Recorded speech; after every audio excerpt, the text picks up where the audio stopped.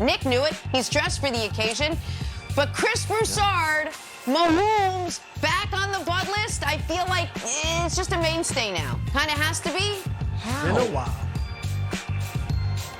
Been a while, but he could be. He could be. Maybe. Yes.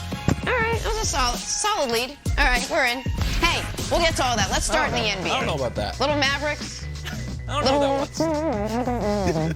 It wasn't. It was lukewarm at best. Speaking of Luke, did it all last night. Finished 37-9-9. Dallas had won 7 of 8 coming in. Could they make it 8 of 9? Here we go. Let's show it to you. Down 1. Here's the sequence. Final seconds. Luka draws the double team, dishes it to Spencer Dinwiddie, and the former net stepping up and nailing the game winner as make the right play, son. Mavericks. Make the right play. Mavericks snapping the Nets' 4-game win streak. So why was this our lead? Well, take a listen to KD's comments after the loss. I didn't feel like we ran any sets because as soon as I came across half court, if I got the ball, I seen 2 people running them. I mean, that's the first time I ever played against something like that from the tip, you know, and everywhere I went, as soon as I touched the ball, it was guys just selling out to stop me. And I guess they're desperate for a win. I mean, they've been playing that way, and they started off the season struggling, so I guess this was an adjustment for them. And they see we were shorthanded too, so it worked out for them. Hey, Broussard. What was that? Wasn't that funny? What was the bigger story last night? Luka's 37 points or KD's post-game comments there? Well, I don't think either was huge. Luka was great. And Nick, I'll give you a shout out. This doesn't mean he's the MVP, but he was the best player on the floor last night. Luka was phenomenal from beginning to end. He did only have 4 points in the fourth quarter when Spencer Dinwiddie carried him, but still, Luka was great throughout that game and made the great play at the end. Durant's comments, I don't think they were a shot at Steve Nash. I'm assuming from that laugh that Nick just let out that that's what he thinks they were. But I think he was just calling it like it was. The Nets were very shorthanded. Not only did they not have Kyrie, did they not have Ben Simmons, but LaMarcus Aldridge wasn't there, and Seth Curry wasn't there. So the Dallas Mavericks did what a smart team would do, which is double Kevin Durant and get the ball out of his hands as much as you can and make some of those other role players beat you. And that's what they did. And so I think there's a few reasons Durant felt, you know, like he said he's never faced that. Well, number one, if you've noticed, since James Harden's been gone, Durant's been bringing the ball up court a lot more. And last night, obviously, Kyrie wasn't even there, so he brought it up. Dragic did at times, but Durant was kind of playing more point guard than you typically see, so that was easier to double him right then and there. And then, let's face it, most of Kevin Durant's career, he had another superstar with him, whether it was Russell Westbrook in Oklahoma City, all the guys in Golden State, and then even in Brooklyn, it's either been Harden and or Kyrie. And so last night he was out there by himself, and that's what he had to deal with. So I don't think it was a shot at Nash, but I think he was just dealing with the new reality. And here's the thing, Nick. Seth Curry should be there for the playoffs, obviously. I guess Aldridge, although he's old, you never know. But this could be their team to a large degree that they go into the playoffs with when playing at home. And that's an issue for the Brooklyn Nets. Of course. All right, so much of KD's quote was just utterly delicious. I just loved all of it. You know who he could call if this happens to him again to get some pointers about, oh, my God, they're doubling me when I cross half court? Hit up your old buddy Steph Curry. It's been, Steph's been dealing with that reality for quite some time. Fair. Except for the years you two guys played together, of course. Like, that's the idea. Wilds, didn't this remind you a bit of Devin Booker?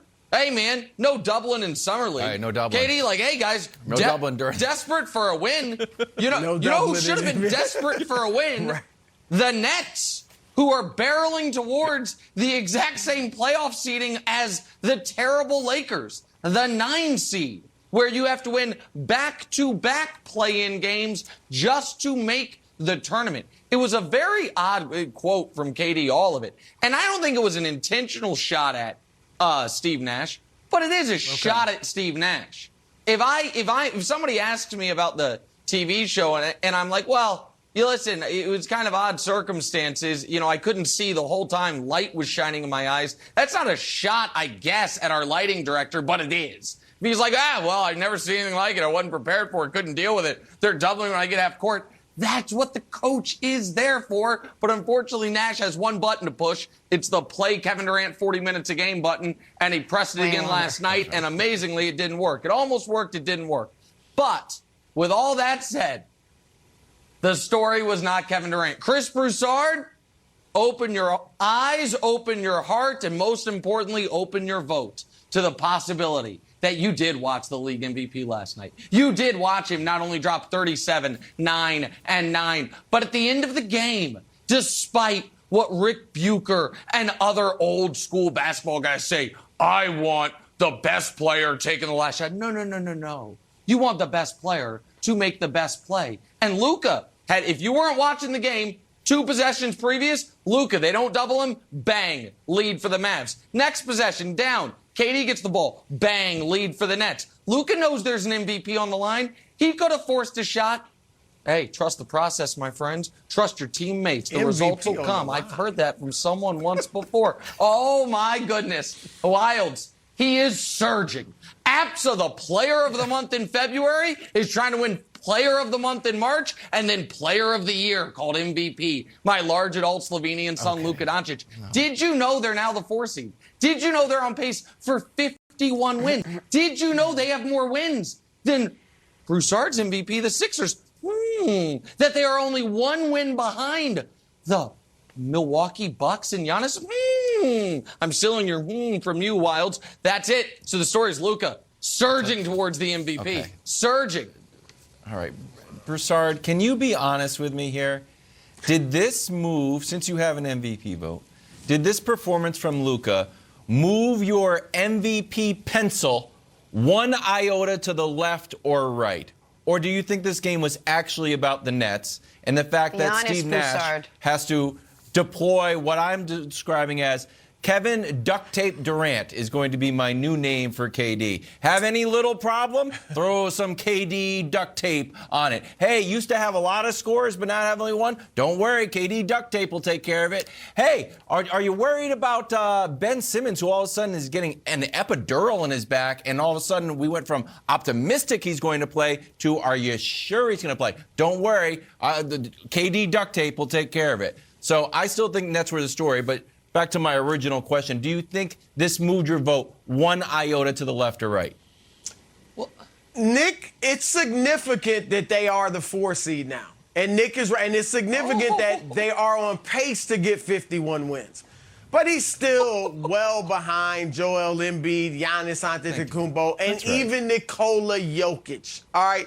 And look, my preseason prediction was Luka would be MVP. Yeah. But Nicholas, I can't Finally, you're going to get one right. That when do you show up? When do you show up for camp out of shape and the beginning of the season out of shape? And that's not held against you. When you're voting for MVP, you look at everything, and that is significant. And that's not the only thing. Look, and I don't want to take from Luka. Luka was fantastic last night. And I'm an old school basketball guy. You know that. And I love the play he made at the end of the game. He made the right play. It was an obvious play. He was double teamed. He made the obvious play. So I've seen Jordan make that play. I've seen LeBron make that play. So it's a misnomer to think old school guys never did Luka's that. Name. Keep saying Luka's name with some of the greatest players ever. Terrifically. No, listen, I like it. But here's the other thing, Nick. And here's the other thing. Yeah, what he did last night, and Wilds alluded to it, it was Kevin Durant by himself out there. And Luka was better than Durant Luka by himself all year. How dare you? No. I will not let this stand. It been Luka by himself all year. It's Luka. He had Spencer Dinwiddie for 10 games. He's got Jalen Brunson's their second leading scorer on the season. Luka's been doing it by himself all year. He's been doing, and by the way, in the point of So fairness, stressed out. the Mavs have the exact same record as the Jazz, but due to current tiebreakers, the Mavs are 5th. But there's a de facto tie for 4th. But hey, Wild, you know what I took away? Luka's now on Broussard's ballot. And once you're on the ballot, you can move up the ballot. I only heard him say 3 names ahead of Luka. I'm one of the few that has him in the top 7.